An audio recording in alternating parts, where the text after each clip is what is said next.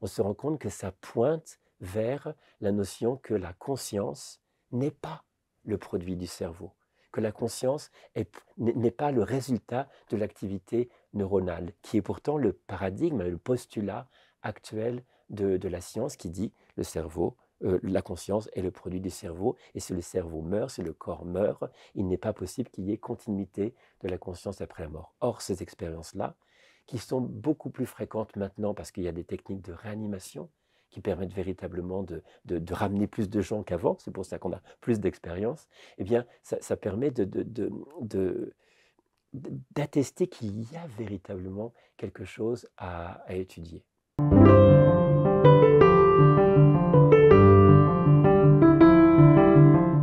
Bonjour. Les expériences de mort imminente sont aujourd'hui bien connues et étudiées scientifiquement, mais qu'est-ce qu'elles nous disent? Qu'est-ce qu'elles nous indiquent sur le sens de la vie? Est-ce qu'il y a d'autres expériences que d'autres personnes vivent qui ressemblent à l'expérience de mort imminente? C'est à toutes ces questions que va nous répondre dans ce numéro de dialogue Christophe Fauré. Bonjour Christophe. Bonjour Fabrice. Ton livre Cette vie et au-delà, c'est vraiment une somme d'un travail que tu fais depuis très longtemps. Peut-être on pourrait commencer par que tu expliques comment tu es arrivé à écrire ce livre, Ouais. et si on pourrait même commencer dès que tu avais 13 ans. 13 ans, ouais. En fait, 13 ans est sorti, c'était le moment où sortait le premier livre sur les expériences de mort imminente, les EMI, de Raymond Moody, La vie après la vie. Et j'étais tout petit, hein, 13 ans, et en ouvrant ce livre, il y avait dedans le nom notamment de Elisabeth Kubler-Ross, qui était la médecin, qui était la pionnière des soins palliatifs. Et je me suis dit tout petit, c'est ça que je veux faire. Et effectivement, c'est ça que j'ai fait avec mes études de médecine.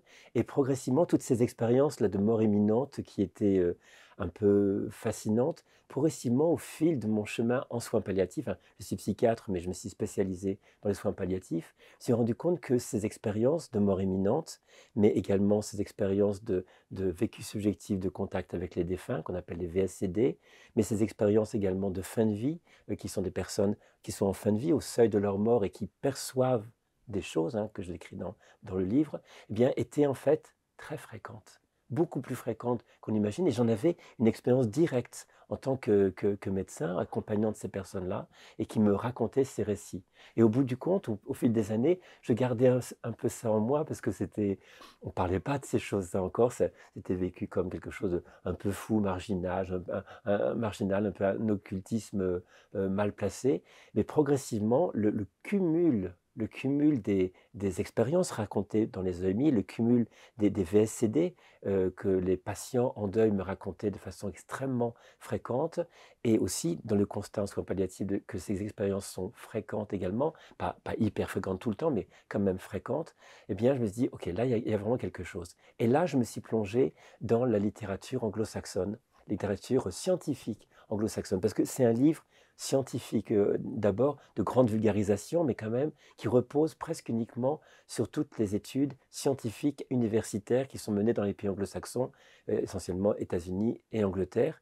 Et je me suis rendu compte qu'il y avait une quantité énorme de travaux très sérieux, publiés vraiment même dans des revues scientifiques de haut niveau, qui étudiaient précisément ces données-là, et en allant presque au-delà de c'est vrai, c'est pas vrai, j'y crois pas, mais presque le cumul des anecdotes, une personne qui raconte telle chose, faisait en fait qu'il y avait des dizaines de milliers de témoignages qui deviennent des données qu'on peut analyser en utilisant la méthode scientifique de phénoménologie, qui permet donc de voir qu'il y a vraiment quelque chose qui est là. Et là, je me dis, OK, qu'est-ce que c'est que ça?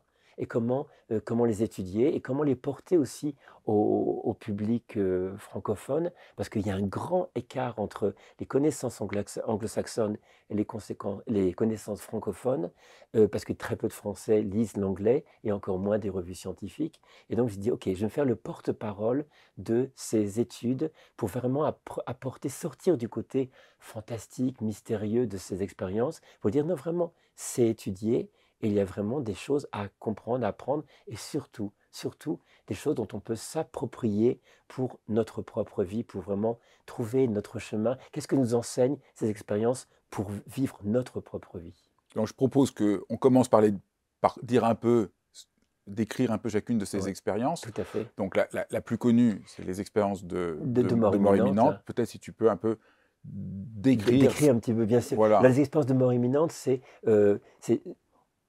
cela survient quand, quand la vie est menacée, mais pas forcément. Ça peut être un accident, ça peut être une agression, ça peut être une noyade, mais aussi lors d'une intervention chirurgicale. Enfin, lorsqu'il y a mort clinique, mais pas uniquement, parce qu'il y a des EMI qui surviennent aussi lors de périodes de grande peur ou de danger imminent, mais qui ne survient pas. Mais en tout cas, le schéma proposé, c'est une personne qui a un arrêt cardiaque, arrêt 10 à 20 secondes après de l'activité cérébrale. Et là, il se passe toute une série d'événements que Raymond Moody, le premier qui a décrit cela, met en séquence. Il y a sortie de corps, où la personne peut percevoir son corps et son environnement de façon extrêmement détaillée, qu'elle peut décrire même, et même des personnes aveugles de naissance, pendant leur expérience, perçoivent un environnement alors qu'ils n'ont jamais vu. Hein, donc c'est quand même assez puissant comme argument pour dire que la conscience est sortie du corps. Il y a cette vision d'un espèce de tunnel dans lequel les personnes sont précipitées à grande vitesse, au bout duquel il y a ce qui est décrit comme une immense lumière, d'essence d'amour principalement, vraiment quelque chose d'extrêmement bienveillant, extrêmement lumineux, qui accueille la personne, avec parfois des proches décédés qui viennent à la rencontre de cette personne-là pour la rassurer, pour l'accueillir dans son expérience-là. Et il y a une question fondamentale qui est posée implicitement par enfin implicitement parce que c'est de pensée à pensée manifestement, par la personne, par cet être de lumière, c'est: qu'as-tu fait de ta vie? Montre-moi ce que tu as fait de ta vie. Et là, il y a pour à peu près 20% des personnes qui font une EMI, ce qu'on appelle la revue de vie, le panorama de vie, où les gens se retrouvent avec toute leur vie qui défile en une fraction de seconde. Et ce qui est intéressant pendant ce panorama de vie, ils perçoivent tous les événements de leur vie, de leur point de vue, mais aussi du point de vue des personnes qui ont été affectées par leur action, leurs paroles, leurs décisions. Donc c'est vraiment un double regard, et c'est ça qui est vraiment intéressant, c'est que les personnes, s'ils ont humilié quelqu'un, par exemple, ressentent comme si c'était eux qui avaient été humiliés. S'ils donnent de l'amour, ils ressentent l'impact court, moyen, long terme de l'amour donné. Et c'est cette expérience-là, notamment, qui va générer les transformations extrêmement importantes après l'expérience de EMI. Et après cette expérience-là, il y a un, un ressenti, soit de limite, comme une espèce de limite, de frontière. On leur dit non, tu ne peux pas aller plus loin. Si tu passes cette limite-là, soit on leur dit, soit ils le sentent, tu ne peux plus revenir dans ta vie. Et soit la question est posée, qu'est-ce que tu choisis? Et souvent les gens décident de revenir parce qu'ils disent, je suis baigné dans cet amour-là, mais je devais revenir parce que je dois m'occuper de mes enfants, je dois m'occuper de mon conjoint, j'ai des choses à terminer dans cette vie importante, je reviens. Ou alors il se voit imposer ce retour. Et c'est vraiment important parce que ça laisse supposer quoi? Que quand on te dit non, c'est pas fini, il faut que tu retournes, en creux, ça suppose qu'on a des choses à faire. On a des choses à vivre et que ce n'est pas une vie, ce n'est pas quelque chose simplement de vide de sens, de chaotique, sans tenant ni aboutissant. Là, c'est dire non, il faut que tu reviennes. Et parfois, les proches décédés rencontrés dans l'expérience disent on viendra te chercher plus tard, quand tu auras fini ce que tu as à faire. C'est étonnant quand même. Et autant les gens, pendant cette expérience, savaient ce qu'ils avaient à faire dans cette vie, autant quand ils reviennent, ils oublient ce qu'ils avaient à faire. Mais ils savent qu'ils ont su pourquoi ils étaient sur Terre. C'est assez incroyable. incroyable. Et il y a ce retour brutal dans le corps, et parfois l'expérience n'était pas du tout douloureuse, et les gens reviennent dans leur corps, soit en train d'être désincarcérés d'une voiture parce qu'ils ont eu un accident, soit parce qu'on a pu les réanimer après l'arrêt cardiaque, etc. Et il y a, dans la suite de l'expérience, plusieurs semaines, mois ou années d'ajustement à cette nouvelle réalité qu'ils ont vécue, peut-être parfois seulement 5 minutes ou 10 minutes ou 20 minutes. Ils ont des changements de vie qui surviennent. Des changements de vie qui surviennent sur qu'est-ce que je fais ici, quel est le sens de ma vie. Et ils essayent d'accorder leur vie en fonction de ces deux axes de comment je peux être manifester l'amour dans ma vie, c'est un peu bizarre de le formuler comme ça, mais c'est vraiment comme ça qui est formulé, et comment manifester la connaissance, la sagesse dans ma vie. Et ça, si c'est même un bon gros conducteur de camion de Milwaukee qui a eu un accident, sans doute verglacé dans le Colorado, et qui commence à changer sa vision du monde en fonction de ces deux axes. Donc cette profonde transformation des personnes. Et tout ceci, toute cette séquence-là, a été étudié profondément. On a depuis 73, le début de ces études-là, donc ça fait maintenant presque 50 ans, toutes ces anecdotes qui ont des centaines de milliers qui permettent de tirer véritablement des conclusions sur le fait que clairement, il ne s'agit pas d'une fabrication par le cerveau de cette expérience-là, hein. Ça pointe très directement, hein, après les objections, les contre-objections, toutes les argumentations pour dire oui, mais c'est simplement des neurotransmetteurs, oui, mais c'est quelque chose de l'ordre de l'épilepsie, etc., etc. On se rend compte que ça pointe vers la notion que la conscience n'est pas le produit du cerveau, que la conscience n'est pas le résultat de l'activité neuronale, qui est pourtant le paradigme, le postulat actuel de la science qui dit le cerveau, la conscience est le produit du cerveau, et si le cerveau meurt, si le corps meurt, il n'est pas possible qu'il y ait continuité de la conscience après la mort. Or, ces expériences-là, qui sont beaucoup plus fréquentes maintenant parce qu'il y a des techniques de réanimation qui permettent véritablement de ramener plus de gens qu'avant, c'est pour ça qu'on a plus d'expérience, eh bien, ça permet d'attester qu'il y a véritablement quelque chose à étudier. Alors la deuxième, c'est les expériences de fin de vie. Le deuxième type d'expérience, c'est les expériences de fin de vie qu'on retrouve assez fréquemment en soins palliatifs, hein, que ce soit les proches ou les soignants. Ce sont des personnes ça ressemble en fait à des expériences de mort imminente, mais calmes. C'est-à-dire que les gens, à la grande différence que les gens ne sont pas inconscients, ils ne sont pas en arrêt cardiaque, ils sont pas du tout sous effet de médicaments, ils communiquent exactement comme on communique là maintenant, et qui sont à quelques jours ou quelques semaines de leur fin de vie, et qui partagent avec leurs proches ou avec des soignants des perceptions.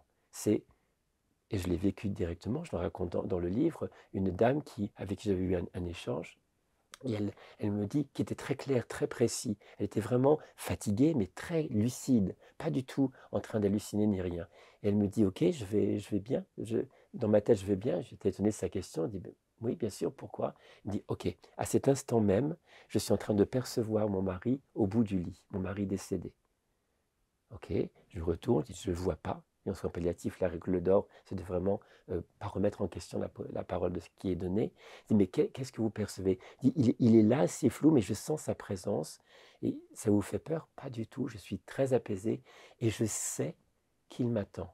Je sais que je vais bientôt mourir. Il y a quelque chose de très doux. Donc, pas du tout de peur, pas du tout d'angoisse. Et 2 jours après, cette personne s'est éteinte très paisiblement. Ça, c'est un exemple, mais c'est un exemple typique de ce qu'est les expériences de fin de vie, qui sont soit des perceptions de proches, enfin pas soit, ce sont des perceptions de proches, parfois même certaines visions d'une autre dimension que les gens perçoivent lors des expériences de mort imminente, sauf que c'est beaucoup plus calme et il y a des allers-retours. Parfois les personnes perçoivent des proches, parfois non, parfois c'est échangé par des proches ou non.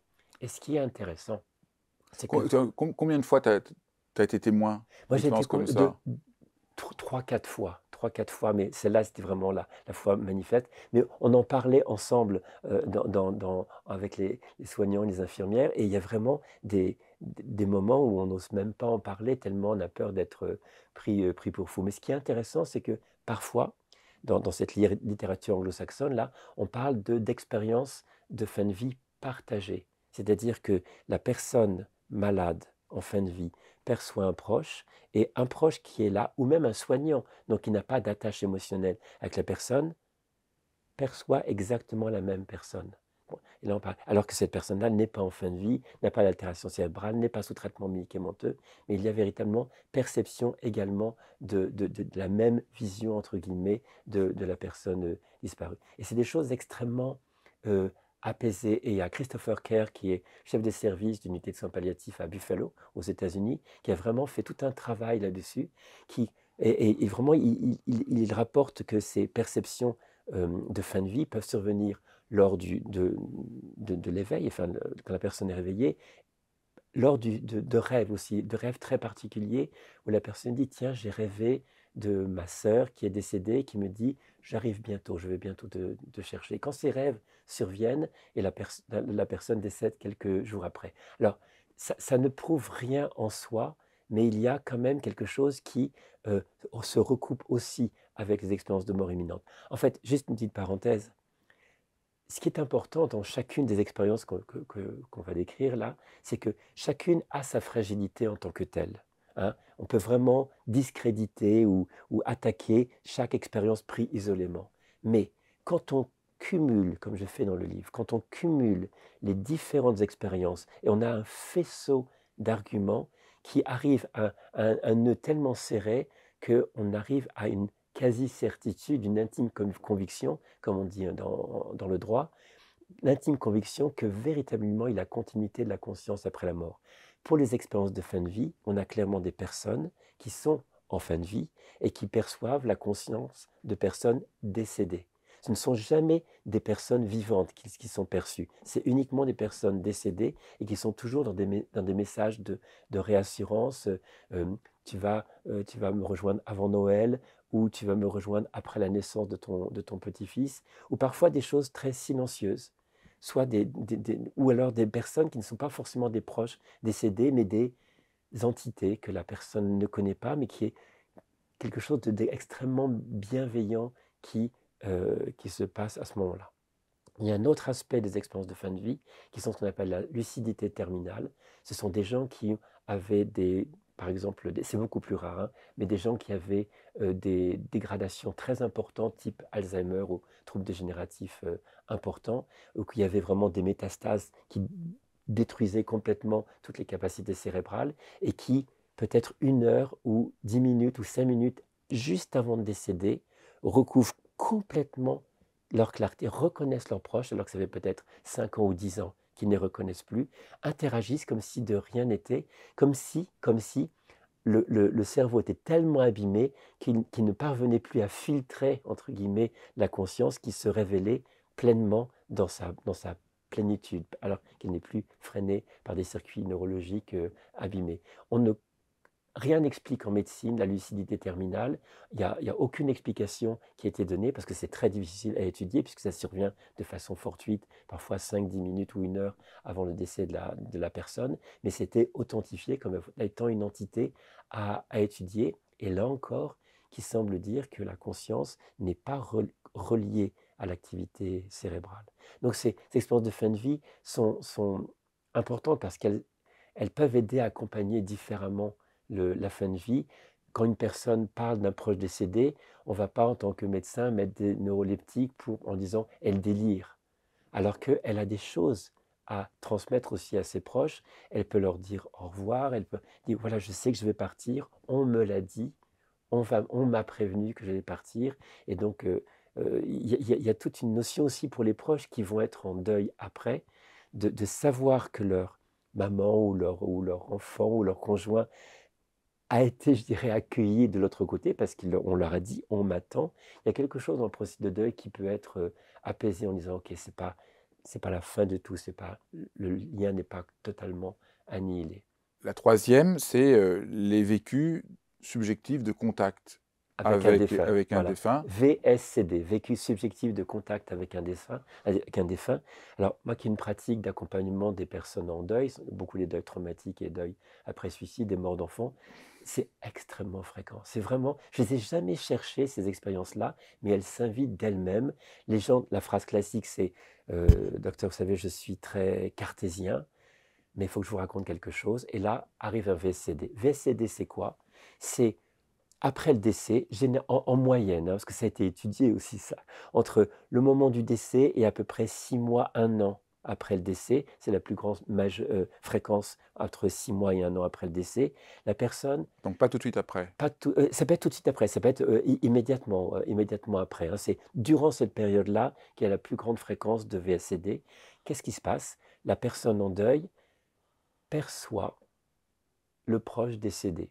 mais par soi, soit par une extrêmement forte présence. Si par exemple j'étais très très très proche de toi et tu as les yeux fermés, même si je ne te parle pas, tu sentirais qu'il y a une présence qui est là. Ça c'est une présence, mais aussi via les sens, c'est-à-dire percevoir une partie ou l'intégralité de la personne. Ça dure soit auditive, entendre la personne qui parle, c'est souvent un son dans la tête ou un son qui provient de l'extérieur, soit des tactiles, soit des odeurs caractéristiques de la personne. C'est très court, ça dure quelques secondes et il y a parfois une fois et parfois deux, trois, quatre fois. Certaines personnes, plus rarement, ont des VSCD pendant très, très longtemps. Et l'effet, il y a un effet extrêmement apaisant, positif par Mais rapport c'est à toujours ça. très court comme ça. C'est toujours très court. C'est une des caractéristiques, c'est toujours très court. Et on a les VSCD qui passent par des phénomènes électriques, où des gens ont tout seul un ordinateur qui s'allume, ou une télé qui s'allume, ou un téléphone qui s'annule. Et il y a même une étude anglo-saxonne qui a été menée sur des... C'est complètement fou hein, qu'on le raconte comme ça, mais ça a été étudié. Et moi, j'ai même vu des captures d'écran où il y a sur le SMS, un SMS avec le nom de la personne et quelque chose, soit un appel de la personne alors que son téléphone est déchargé et il n'y a peut-être même plus de communication et il n'y a aucun appel qui arrive, qu'on retrouve sur les relevés téléphoniques. Donc voyons quelque chose de phénomène électrique, des lumières qui s'allument ou qui s'éteignent. Ça paraît tellement fou quand on le raconte comme ça, mais quand on lit vraiment posément ces témoignages, et c'est des centaines de milliers, hein, c'est pas juste anecdotique. Et ces personnes ne sont euh, pas folles, complètement saines d'esprit, sont très surprises de l'expérience à laquelle elles ne s'attendaient pas du tout. Et on pourrait dire, oui, mais ce sont des gens qui sont en deuil, donc ils ont tellement envie de retrouver la personne que forcément, c'est eux qui induisent l'expérience. Sauf qu'il y a un type de VSCD qu'on appelle les VSCD d'information, où la personne perçoit, une dame par exemple, perçoit à travers la fenêtre son fils décédé qui lui dit bonjour. Elle est toute contente, elle va le voir sur le perron, elle ne sait pas que son fils est décédé, et il n'y a personne sur le perron. Le téléphone sonne, c'est la police qui lui annonce que son fils a eu un accident de moto. Comment quelqu'un qui n'est pas en deuil, qui ne se sait pas en deuil, qui ne sait pas encore son enfant est décédé, donc elle n'a aucun mécanisme psychique pour fabriquer une expérience de compensation de la perte, elle l'a perçue et elle l'apprend dans un deuxième temps. Et il y a d'autres VSCD d'information où c'est la personne décédée qui annonce, qui signifie en quelques secondes à la personne je viens te dire au revoir, je t'aime. Et la personne disparaît et on apprend que le VSCD correspond au niveau des heures exactement au moment du décès de la personne. Donc, le mécanisme de dire c'est généré par la souffrance du deuil, ça ne marche pas puisque les gens ne se savent pas en deuil. Donc pourquoi l'esprit fabriquerait un mécanisme de protection alors qu'il n'a aucune raison de le faire. Donc ça, c'est les VSCD, c'est aussi une expérience qui est très importante par rapport au vécu du deuil. Et ça souligne d'ailleurs combien les psys, les thérapeutes et autres ont besoin de se former à ces questions-là, parce que la personne en deuil a besoin d'en parler, a besoin de dire j'ai perçu quelque chose de mon fils, de ma fille, de ma compagne. Et c'est très délétère de se dire mais vous rêvez, c'est votre imagination, c'est rien. Alors que pour ces personnes-là, l'expérience est vraiment réelle, a vraiment un sens profond, et ça leur dit il y a continuité du lien par-delà la mort. Et donc ça, c'est vraiment un troisième type d'expérience qui a été extrêmement détaillé. Ça survient autant de jour que de nuit. Ça peut être en plein jour parfois. Ça peut être aussi, là encore, on a des VSCD partagés. C'est-à-dire qu'une personne perçoit un proche décédé, mais d'autres personnes présentes dans la pièce, par exemple, l'aperçoivent en même temps et donc peuvent partager l'information. Et parfois même des gens qui ne sont pas en deuil de cette personne-là. Hein. Alors, hallucination collective, oui, mais c'est, faut voir aussi ce qu'on appelle hallucination en psychiatrie, c'est dans un contexte complètement différent. Hallucination suppose qu'il y a une pathologie psychiatrique derrière ou alors des prises de substances qui génèrent des hallucinations. Et là, ce n'est pas du tout le cas. C'est quelques secondes avec des gens complètement sains de corps et d'esprit. Donc, il y a vraiment un sujet qui est important. C'est très différent de ce qui se passe pour la perception d'un proche via un médium. D'ailleurs, dans toutes ces expériences-là, je me suis cantonné uniquement aux expériences qui étaient spontanées, c'est-à-dire des expériences qui n'étaient pas véhiculées par une tierce personne, un médium, ou lors des enregistrements sur de bandes magnétiques pour essayer de capter des sons éventuellement de proches. C'est vraiment simplement des personnes qui ont une expérience spontanée, inattendue qui se passe pour eux. Parce que pour la médiumnité, c'est un tiers qui est là, donc il y a le filtre, il y a toujours un biais. Est-ce que cette personne a vraiment capté quelqu'un? Là, c'est la personne elle-même qui est dans la perception de ce proche décédé. Alors, il y a un double niveau. Les gens disent, oui, alors si on a un VSCD, c'est quoi? C'est une preuve d'amour, mais pourquoi moi j'en ai pas? Oui, j'allais te poser la question, parce que la Pourquoi vraie moi j'en question, ai? c'est ceux qui n'en ont pas maintenant. Voilà, et on ne sait pas. On ne sait pas. Tout le monde peut faire des VSCD, mais on ne sait pas ce qui détermine la venue d'un VSCD ou pas. C'est un exemple qui pourrait peut-être donner une piste, mais ce n'est pas encore démontré. Un monsieur décède, sa compagne est au fond de sa douleur. Eh bien, la voisine fait un VSCD où son mari dit à cette voisine: va dire à mon épouse que je vais bien. Pourquoi il ne va pas directement à son épouse? Moi, j'ai l'hypothèse, mais c'est pas, il faut faire des études pour vérifier ça, mais j'ai l'hypothèse que l'intensité de la souffrance peut rendre difficile le fait de capter la personne, et donc une personne qui n'est pas impliquée, pas en souffrance du deuil, peut recevoir cette information-là, qui était une intention de la personne décédée, puisque c'est ça dont il s'agit, de transmettre à sa compagne: je vais bien. Donc, est-ce que l'intensité de la souffrance interférerait? On ne sait pas encore, hein, mais en tout cas, c'est pas lié au lien d'amour. C'est genre, mais si je fais un VSCD, non, si je ne fais pas un VSCD, est-ce que ça dit quelque chose par rapport à l'intensité du lien d'amour? Non, en aucune façon. Il y a aucune corrélation qui a été trouvée entre lien d'amour et survenue d'un VSCD. Et tu montres à quel point c'est libérateur pour les gens de Ouais, faire ça, ouais. et tu es plus critique sur l'idée d'aller voir un médium. Bah, Je trouve ça parce intéressant. qu'il y a une tierce personne, hein.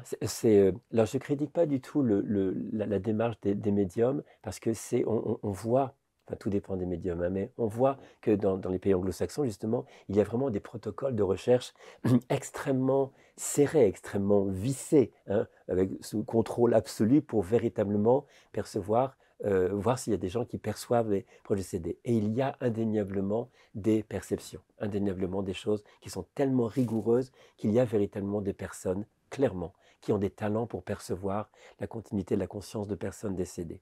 Mais il y a beaucoup de personnes autoproclamées, hein, dans la médiumnité, et qui n'ont pas des talents et qui utilisent la souffrance des personnes, le désir intense d'être en lien. Donc il y a vraiment à boire et à manger. Et justement, ces études scientifiques pourront peut-être permettre d'identifier des critères précis pour vraiment identifier les personnes qui ont vraiment d'authentiques et de réels talents, et qu'elles peuvent véritablement faire du bien. Puis il y a un deuxième aspect dans la médiumnité, c'est que euh, le processus de deuil au niveau psychologique, en essence, il est vraiment de passer d'un lien extérieur, objectif, à un lien intérieur avec la personne.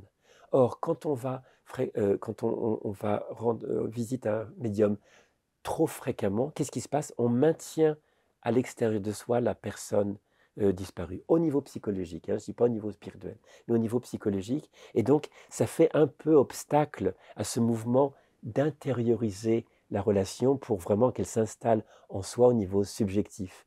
Et donc, s'il y a trop souvent recours à un médium, ça peut freiner, faire obstacle un peu à cette dimension d'intériorisation du lien, parce qu'on va chercher la personne dans la voie, le comportement d'une autre personne qui serait le médium. Donc c'est les bémols par rapport à ça. La compétence des personnes qui doivent être très clairement identifiées comme des médiums de qualité, et il y en a, et aussi le mouvement potentiel de consulter trop fréquemment pour faire un peu obstacle au processus de deuil. La dernière type d'expérience que tu étudies, C'est les souvenirs de vie Ah ouais. antérieure qu'ont parfois des enfants. Ouais, alors ça, c'est le truc le plus hallucinant qu'on ça, j'en ai pas d'expérience directe, hein. Qu'est-ce que c'est?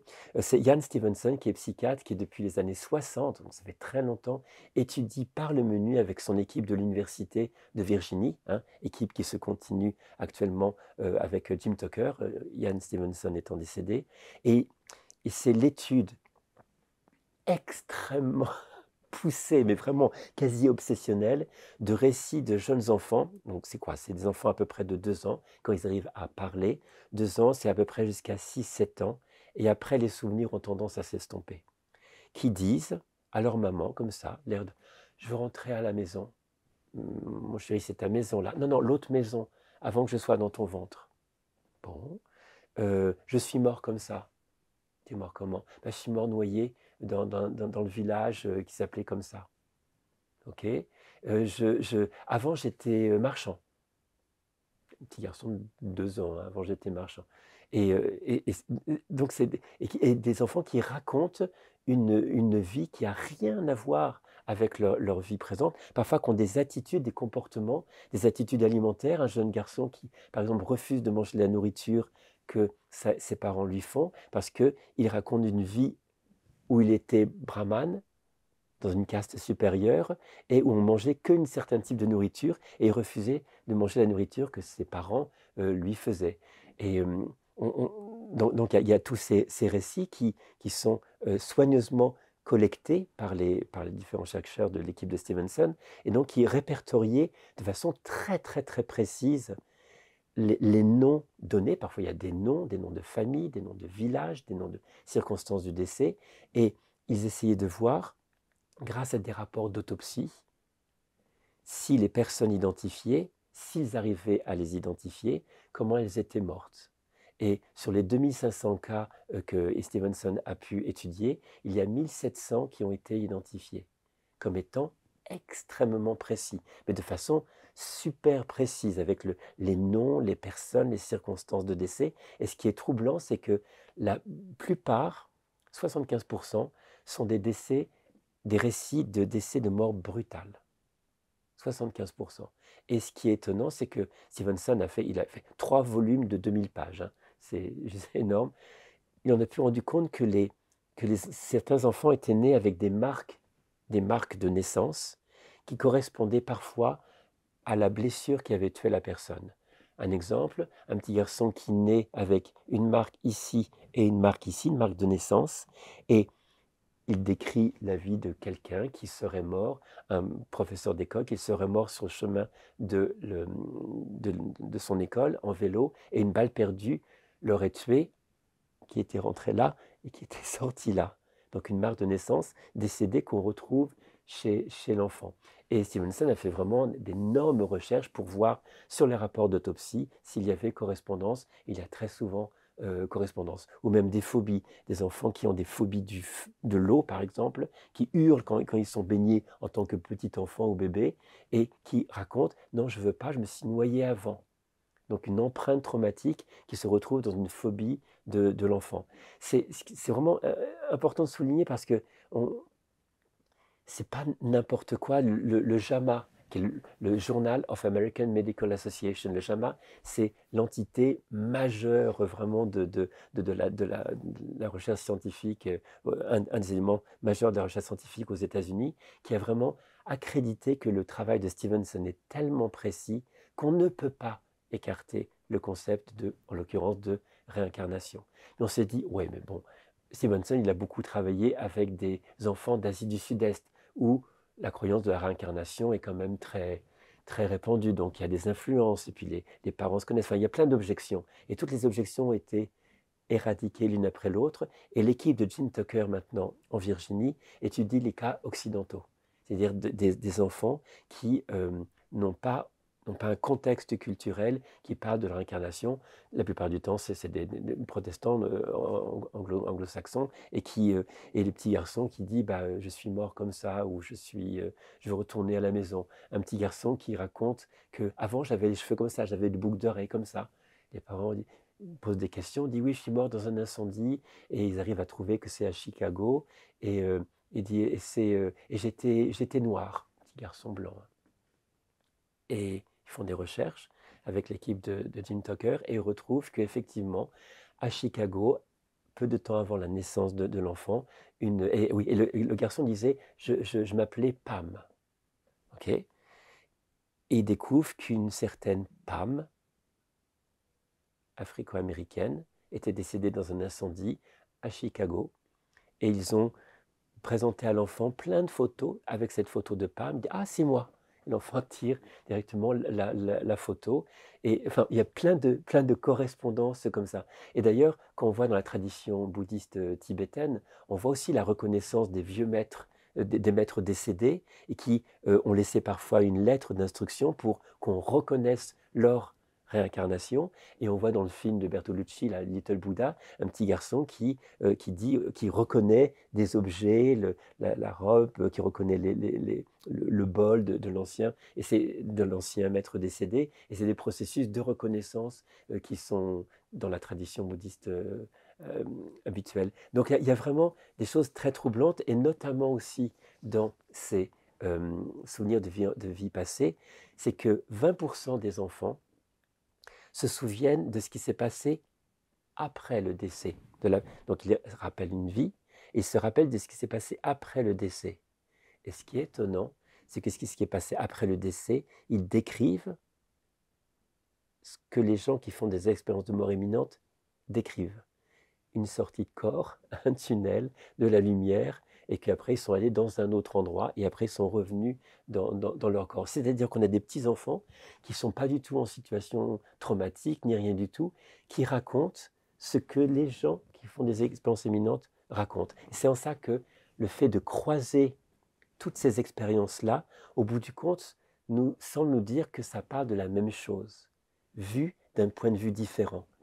Les expériences de fin de vie parleraient, je mets un conditionnel, on ne va rien affirmer, parleraient de ce qui se passe avant la mort, donc les expériences de mort imminente parleraient de ce qui se passe pendant la mort, les VSCD parleraient de ce qui se passe après la mort, et les souvenirs de vie antérieure d'enfant parleraient de ce qui se passe entre la vie et la mort. Donc on a, via des expériences qui sont très différentes, dans des circonstances très différentes, on a un faisceau d'arguments qui semble décrire une même réalité, mais de points de vue différents. Et cette même réalité, c'est quoi? Au-delà du côté fantastique qu'il faut vraiment mettre de côté, ça dit quoi, encore et encore? Et ça tend à montrer, à démontrer peut-être que la conscience n'est pas le produit du cerveau, que la conscience se continue après la mort du corps physique. Et cette conscience-là, elle est donc indépendante de l'activité cérébrale, qu'elle perdure dans une ou plusieurs dimensions après la mort, et que ces dimensions ou cette dimension peut interagir avec notre dimension, puisqu'il y a possibilité de communication via les VSCD ou les expériences de fin de vie. Donc c'est quand même assez révolutionnaire, parce que ça vient complètement à contre-courant du paradigme, donc du postulat scientifique actuel qui dit que la conscience est le coproduit du cerveau. Donc là, on est dans une dimension où on est dans un cas de figure très classique, en fait, dans l'évolution de la science, l'évolution de la connaissance. Un paradigme, c'est par exemple quelque chose qui décrit la réalité, et on considère que ça décrit la réalité. Mais quand il y a d'autres éléments qui surviennent, qui sont en contradiction avec ce paradigme, il y a plusieurs choses qui se passent. Soit les tenants de ce paradigme disent « ces expériences c'est n'importe quoi, ça n'existe pas, c'est faux, et donc on les rejette ». Deuxième cas de figure, on va essayer ces expériences qui ne collent pas avec le paradigme, on va essayer de les faire rentrer dans le paradigme. C'est ce qu'on voit actuellement, par exemple, pour les expériences de mort imminente. Oui, mais c'est lié à un dysfonctionnement du cerveau. Oui, mais c'est des gens qui psychologiquement ont un trauma. Donc on essaie de faire rentrer ces différentes données dans le paradigme. Ou alors, troisième possibilité, on se dit, ce paradigme peut-être n'arrive pas à intégrer ces nouvelles données, peut-être qu'il a besoin d'être révisé. Et on fait glisser vers un autre paradigme qui inclut ces autres expériences et qui permet de tenir, de plus les voir comme extraordinaires, mais comme faisant partie d'un nouveau paradigme qui serait que la conscience n'est pas localisée au cerveau, et on parle donc de conscience non localisée, hein, avec des chercheurs quantiques, hein, qui commencent même à pointer que cette non-localisation de la conscience pourrait assimiler, je mets un conditionnel là encore, mais pourrait assimiler la conscience à une conscience quantique, donc qui n'a pas de localisation précise, mais qui utiliserait le cerveau comme support, comme support durant une vie. Tout comme, par exemple, tu as ton téléphone et tu mets une vidéo YouTube, la vidéo que les gens sont en train de regarder à l'instant là. On pourrait croire, si on habite au fin fond de la brousse, que, ah bah tiens, la vidéo là est évidemment produite par le téléphone. C'est logique. La preuve en est, si j'éteins, clac, ou si je casse mon téléphone, la vidéo disparaît. C'est bien la preuve que la vidéo est générée par le smartphone. Sauf que tu en achètes un autre, et tu mets, parce que tu aimes beaucoup la chaîne de Fabrice Midal, et tu mets à nouveau la vidéo, et la vidéo apparaît à nouveau. Tu te dis, waouh, la vidéo s'est réincarnée dans, dans l'autre téléphone. Bien sûr que non, parce qu'il y a une donnée qui est pas localisée dans les téléphones, qu'on appelle le Wi-Fi. Le Wi-Fi qui est porteur d'une information qui se manifeste grâce au récepteur qui est le téléphone, et qui, quand il est détruit, peut se manifester sur un autre récepteur grâce au Wi-Fi. Donc c'est là où on parle de... La conscience, c'est une analogie bien sûr, hein, mais ce serait l'équivalent d'un Wi-Fi. Et notre cerveau aurait la merveilleuse fonction, parce que c'est une merveilleuse fonction de capter dans une expérience singulière, individuelle de la personne, une expérience singulière qui capte le Wi-Fi et fait que cette personne est cette personne-là. Mais que quand le téléphone slash cerveau meurt, il y a continuité de cette conscience, tout comme la continuité du Wi-Fi si je casse mon téléphone. Est-ce que pour la plupart d'entre nous qui n'ont pas vécu ces expériences très singulières, Ouais. il y a des moments où on est en rapport à cette conscience non localisée? Je pense qu'on est tout le temps en lien avec cette conscience non localisée, en dehors de cette expérience, parce que si on prend par exemple l'expérience de la méditation, dans la méditation, on a véritablement une, une- l'esprit qui se pose, et on a cette dimension de, quand on se pose et qu'on regarde, la nature de cette conscience qui est là, eh bien, il y a quelque chose, on se rend compte, il n'y a pas de temps, c'est tout le temps le même moment sur laquelle on est tout le temps le même moment, donc ça n'a pas vieilli, c'est ce même niveau de conscience qu'on avait 5 ans ou qu'on a 90 ans. Et puis quand on regarde en méditation, on observe, est-ce qu'il y a des limites à cette conscience? On regarde, il y a pas de limites. On ne fait aucune expérience concrète de limite. Il n'y a pas un moment donné où on se dit, ma conscience s'arrête, et quand on a les yeux fermés, par exemple, elle s'arrête à un moment donné. Il n'y a pas de moment où on perçoit de la conscience et après plus de conscience. C'est quelque chose qui semble extrêmement vaste, voire infini, et intemporel. Eh bien, si c'est vaste, infini et intemporel, là on a une expérience directe, alors qu'on n'est pas en train de faire une expérience de mort imminente ou autre, on a l'expérience directe de ce portail qui est accessible dans l'instant, lors de la méditation par exemple, à cette dimension non localisée. Donc non localisée à un cerveau qui va exister sur un temps court d'existence. Donc on peut y avoir accès, et ça va être justement, je crois, ces approches méditatives et autres qui vont être les voies de recherche pour étudier la conscience, parce on peut étudier ces phénomènes, bien sûr, à partir d'expériences qui rend manifeste le fait que la conscience n'est pas le fruit d'activité cérébrale, mais encore faut-il l'explorer. Et donc tout ce qui est les expériences vraiment euh, de méditation ou autre, montre qu'on a accès immédiatement, là, à l'instant même, à cette dimension de conscience. Parce qu'on ne parle pas d'une conscience de quelque chose d'abstrait, on parle de cette conscience qui fait que je te regarde. Le fait que j'ai conscience de toi, c'est l'objet même de la matière à étudier. Et c'est pas loin, c'est pas dans le laboratoire, c'est vraiment là. Et c'est ça qu'il faut vraiment étudier. Et c'est sûr que dans les 10 ans, 15 ans ou 20 ans à venir, on ne pensera même plus à imaginer que la conscience est uniquement localisée au cerveau, parce qu'on aura beaucoup plus avancé sur la nature de la conscience.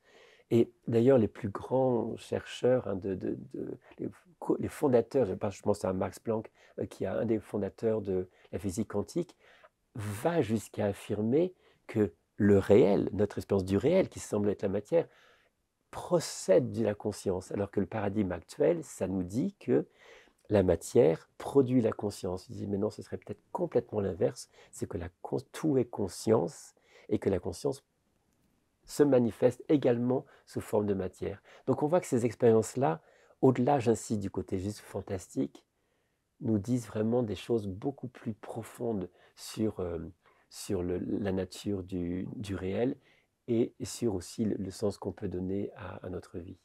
Et là, donc ça, c'est le deuxième point. Je dirais les deux grands axes disons, de ce qu'on peut retenir de ton livre, c'est ce renversement sur la conscience Ouais, et de voir qu'on peut la découvrir dans la pratique et voir cette ouverture. La deuxième chose sur laquelle tu insistes, c'est le sens de la vie. C'est qu'au ouais, fond, ouais. tout le parcours que tu nous invites à faire, cette exploration, tout ce travail scientifique, pourrait nous aider à comprendre autrement le sens de notre vie. Voilà, ça peut donner des clés. En tout cas, il y a des propositions, et est-ce qu'on saisit la perche, hein, qui nous est tendue? Par exemple, hein, c'est la troisième partie du livre, je suis beaucoup plus focalisé sur les enseignements qu'on pourrait tirer, notamment des expériences de mort imminente.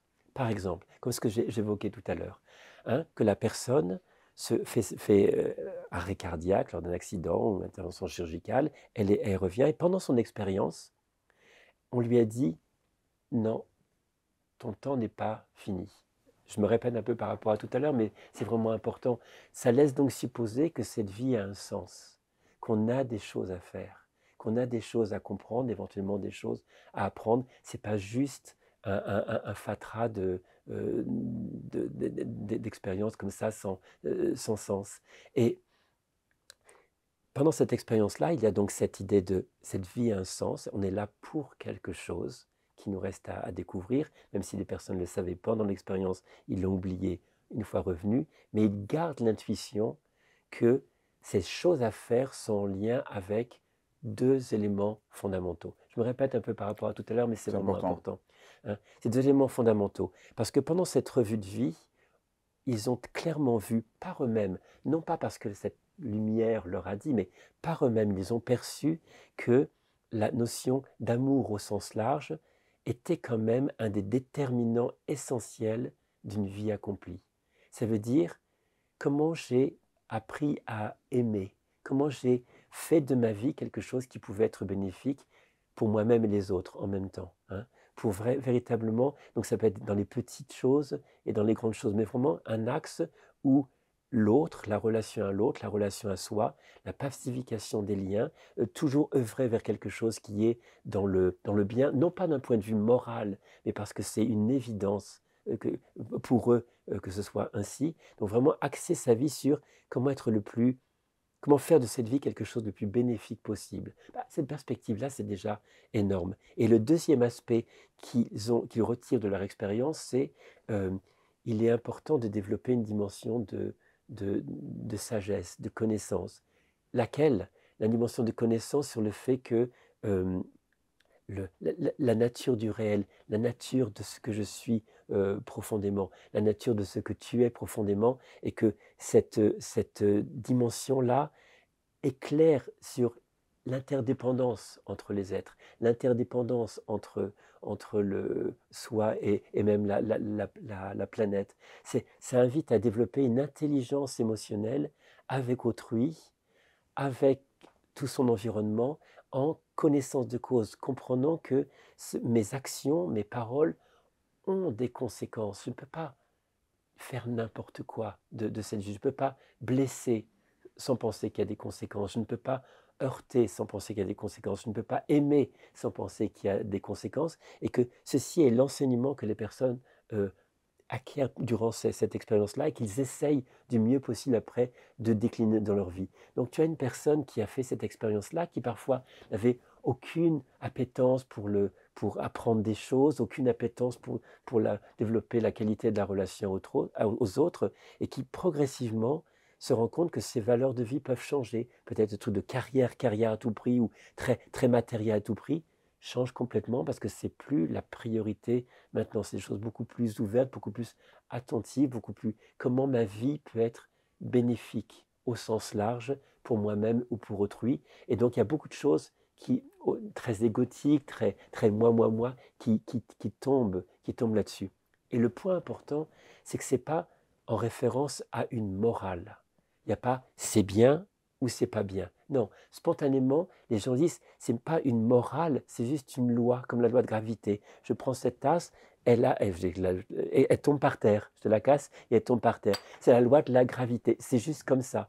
C'est pas ni bien ni pas bien, c'est juste comme ça. Et ces gens disent vraiment l'exercice de l'amour et de la connaissance au cours d'une existence, c'est une des lois qui régit le fait d'être vivant et on va décliner par mille façons dans les tout petits ou les grandes actions de son existence cette principe. Et semble-t-il, c'est ce qui, à la fin, est la signature d'une vie accomplie ou pas. C'est peut-être ça le sens de non, tu as des choses à faire, reviens et bosse.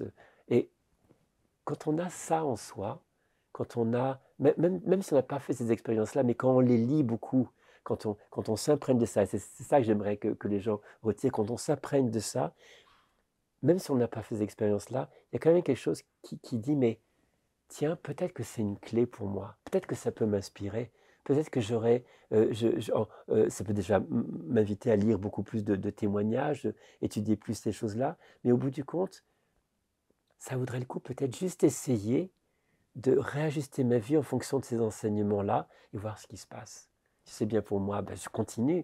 Si c'est pas bien pour moi, je change et je prends d'autres voies. Mais s'il y a quelque chose de bénéfique qui émerge de ça, dans mon rapport à moi-même, dans mon rapport aux autres, ça vaut quand même le coup de creuser un petit peu. De toute façon, un truc qui est génial, c'est qu'on va savoir. À un moment donné, on va y passer, hein, et ce serait un peu ballot d'avoir eu les clés et d'avoir ouvert aucune porte. Donc c'est une invitation à, voilà les clés, vous les Après, prenez ou pas, les clés, si c'est de vivre à partir de l'amour et de la connaissance, c'est pas mal, c'est hein? pas mal. C'est pas mal, hein? Après, je trouve que ce qui est aussi intéressant de repenser la méditation à partir de ton livre, Ouais, voilà, c'est qu'aujourd'hui, la méditation, elle est vue d'un point de vue très matérialiste, juste pour essayer de se calmer et tout oui, ça. exactement, oui. Et là, au fond, ton livre montre que c'est dommage, que la méditation pourrait être une manière, à la portée de tous, de toucher quelque Exact, chose de l'amour et de la connaissance. et l'objet même d'étude, c'est-à-dire que ce qui est contacté lors de la méditation, c'est rien d'autre que l'essence l'essence, enfin, la C'est nature de clair. l'esprit, l'essence de l'esprit. Et si on identifie que l'essence, au lieu de la science actuelle, étudie la matière pour trouver l'essence du réel, et là, ça semble dire, oui, non, non, la matière procède de la conscience, donc on va d'abord étudier la conscience, puisque si la conscience est l'essence même de tout ce qui est, de tout ce qui se manifeste, eh bien, étudions la conscience et les voies d'accès hyper simples, accessibles immédiatement pour étudier la conscience. On n'a qu'à se poser, respirer en conscience, avoir conscience d'avoir conscience, et on a l'objet d'étude. Il est juste là, en un instant. Et curieusement, quand on se pose et quand on prend conscience d'avoir conscience, automatiquement, sans faire des milliers d'heures de méditation, il y a une espèce de quiétude qui est là, de calme qui est là. Non pas parce qu'on recherche le calme, mais c'est parce que peut-être que cette dimension de paix est structurellement la nature de l'esprit. Et qu'il y a intuitivement une intelligence qui se déploie à partir du fait de poser son esprit régulièrement sur cette dimension qui existe déjà et qui aurait presque pas de travail à faire, puisque c'est déjà notre essence, mais simplement le conscientiser et laisser cette dimension se révéler dans ce qu'elle est déjà, d'amour et de connaissance.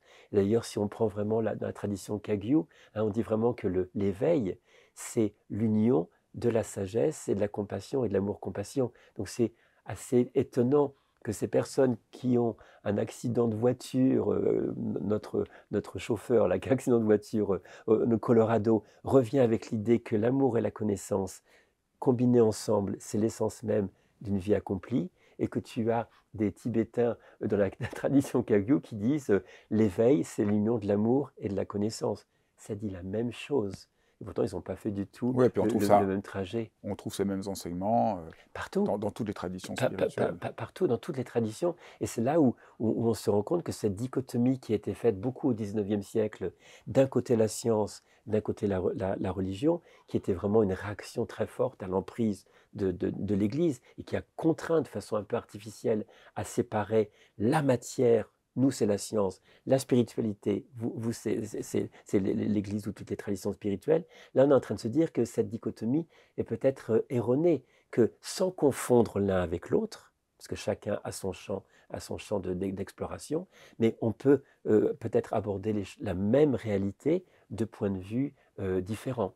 Ce qui est important à souligner aussi, c'est que quand on parle de toutes ces choses-là sur la conscience, c'est dire oui, mais c'est une négation des neurosciences. En aucune façon, c'est la négation des neurosciences, parce qu'on se rend compte que les neurosciences, pour l'instant, explore la conscience en lien avec le cerveau, mais on peut ouvrir complètement un autre champ complémentaire, enrichir les neurosciences actuelles avec l'étude de la conscience non reliée au cerveau. Donc il n'y a pas de lutte.